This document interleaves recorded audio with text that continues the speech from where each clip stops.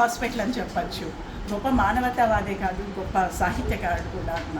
ఎందుకు చెప్తున్నానంటే సాహిత్యం అనేది సమాజ శ్రేయస్సు కోసం అనేది మనకు ముందు నుంచి తెలిసింది. కాల్పనికాలు అవి ఇవి మనకు మనసుకు సంతోషాన్ని కలిగించవచ్చు, కానీ ప్రయోజనం ఒక సమాజ ప్రయోజనం ఉంటేనే సాహిత్యం అవుతుంది.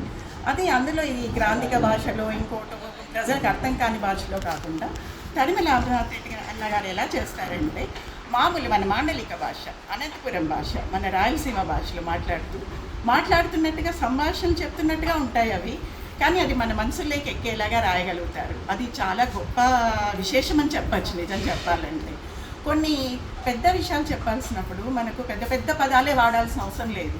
ఇప్పుడు రక్తదానం చేయండి అని చెప్తారు అన్న.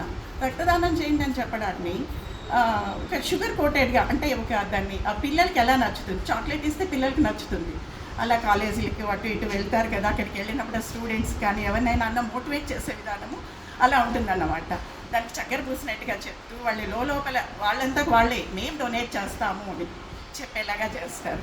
ఇది అందరికీ కళ కాదు అన్న వాక్చాతుర్యం అని చెప్పచ్చు. దీనివల్ల సమాజానికి ఎంతో మేలు జరుగుతుంది. Donation blood